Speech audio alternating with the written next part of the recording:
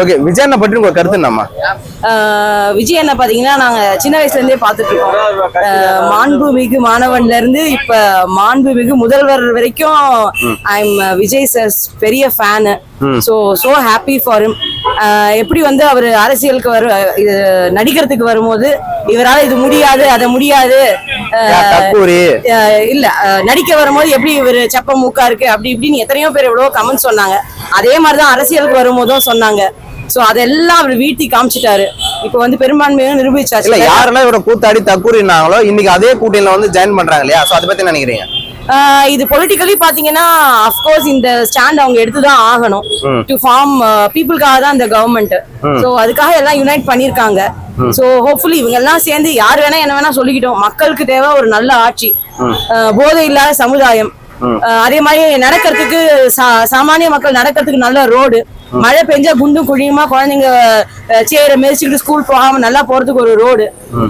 அதுக்கப்புறமா வந்து இந்த பாலியல் வன்கொடுமை 10 வயசு பொண்ணுங்களை குழந்தைங்களை கெடுக்கிறது, இந்த மாதிரி பெண்கள் பாதுகாப்பு, இதுக்கெல்லாம் வந்து ஒரு நல்ல தீர்வு இருக்கும் இந்த மக்கள் ஆட்சியில. அண்ணன் விஜயன் அவர்களும் முதலமைச்சர் ஆன உடனே இதான் முதல்ல செய்வாரு அப்படின்னு நீங்க நம்புறீங்கன்னா எந்த விஷயம்? அவர் சொன்ன மாதிரி எனக்கு தெரிஞ்சு இந்த ட்ரக் கல்ச்சரை வந்து கண்டிப்பா மாத்துறதுக்கான சான்சஸ் ஜாஸ்தி இருக்கு. படத்துல அதிகமா அதான் யூஸ் பண்ணிருக்காரு. கண்டிப்பா நீங்க மாஸ்டர் படத்தை பாத்தீங்கன்னாவே அதெல்லாம் அதிகமா இருக்கும். கண்டிப்பா அது கண்டிப்பா அதை ஃபர்ஸ்ட் பண்ணுவாரு.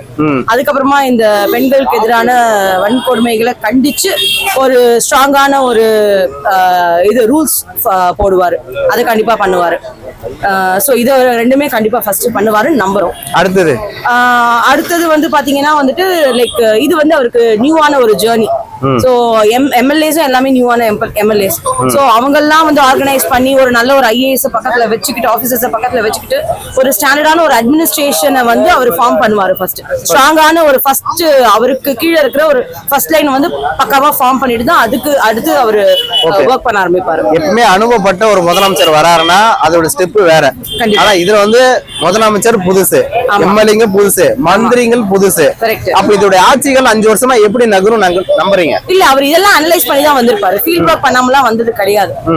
அவர் இதெல்லாம் ஃபீல்ட் ஒர்க் பண்ணி தான் வந்திருக்காரு. சோ அதுக்கேற்ற மாதிரி அட்மினிஸ்ட்ரேட்டிவ் பீப்புள் எல்லாம் பக்கத்துல வச்சுக்கிட்டு லைக் அதுக்கு தகுந்தாப்ப இப்போ செங்கோட்டை எல்லாம் இருக்காரு இல்லையா? சோ அவரு பிளஸ் ஆதவ அர்ஜுனா இவங்களோட ஏபிள் கைடன்ஸோட தான் he'll follow the rules and regulations. With that he'll create a good environment, good government for the people.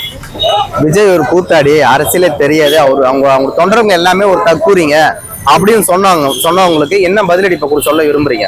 அது பீப்புளோட ஓட்ல இருந்தே உங்களுக்கு தெரியலையாங்க. தற்கூரின்னு சொன்னவங்களுக்கு என்ன ஓட் போட்டிருக்காங்க,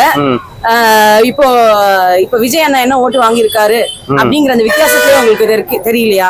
ஏன்னா இது முன்னால இப்ப இல்ல, அவர் வந்து அவரோட நற்பணி கழகம் நடத்தும் போதே இப்பன்ட்டு இல்ல, கார்கில் ஃபண்ட்ல இருந்து நிறைய அவர் வந்துட்டு ஈழத்தமிழர்கள் பிரச்சனையில அகேன்ஸ்டா வந்து உண்ணாவிரதம் போராட்டம் நடந்ததோ அது எல்லாமே வந்துட்டு அவர் வந்து மக்களுக்கு வந்து கூட வந்து நின்றுருக்காரு.